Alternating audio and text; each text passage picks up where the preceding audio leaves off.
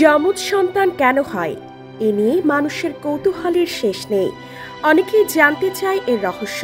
তবে যমজ সন্তান নিয়ে রহস্যের বা গবেষণার কিছু নেই। গর্ভে একের অধিক সন্তান ধারণ করা অস্বাভাবিক কিছু নয়। অনেক ক্ষেত্রে বংশগত কারণে এটি হতে পারে, যেমন মা বা নানি যদি পূর্বে যমজ সন্তান জন্ম দিয়ে থাকেন, এটি প্রকৃতি প্রদত্ত বা গড গিফটেড বলা যেতে পারে। কেন হয় যমজ সন্তান?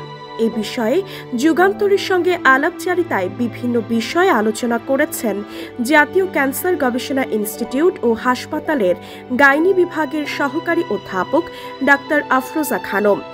ডাক্তার আফরোজা খানম যুগান্তরকে বলেন, যমজ সন্তান জন্মের পেছনে কোনো রহস্য নেই।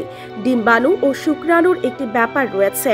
এছাড়া মা বা নানি যদি পূর্বে যমজ সন্তান জন্ম দেয়, চিকিৎসার মাধ্যমে নিঃসন্তান মায়েরা যখন গর্ভধারণ করেন তখনও যমজ সন্তান হবার সম্ভাবনা থাকে। এছাড়া সৃষ্টিকর্তার ইচ্ছায় এটি ঘটে থাকে, এখানে কারো হাত নেই।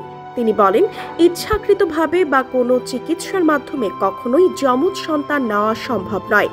কেন হয় যমজ সন্তান? মায়ের দেহে সাধারণত একই সময়ে একটি মাত্র ডিম্বাণু দুটি ডিম্বাশয়ের যে কোনো একটি থেকে নির্গত হয়। যদি দুটি ডিম্বাশয় থেকে একটি করে ডিম্বাণু একই সময়ে নির্গত হয়, তবে ওভুলেশন পিরিয়ডে তার শরীরে মোট দুটি ডিম্বাণু থাকে।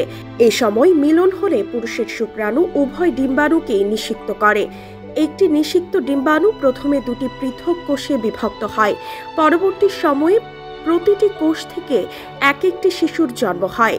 এখানে দুটি কোষ যেহেতু পূর্বে একটি কোষ ছিল, তাই এদের সব জিন একই হয়ে থাকে। এ কারণে এরা দেখতে অভিন্ন হয় এবং একই লিঙ্গের হয়। এভাবে নন আইডেন্টিক্যাল টুইন শিশুর জন্ম হয়। এসব শিশু সবসময় একই লিঙ্গের নাও হতে পারে এবং তারা দেখতে ভিন্নও হতে পারে। সন্তান যমজ কিনা তা বুঝবেন যেভাবে: বেশি শরীর খারাপ ও গর্ভাবস্থায় পেটের আয়তন স্বাভাবিকের তুলনায় বেশ বেড়ে যাওয়া, গর্ভের সন্তান যমজ কিনা জানতে 2 মাস পরে আল্ট্রাসাউন্ড করে জেনে নিতে পারে।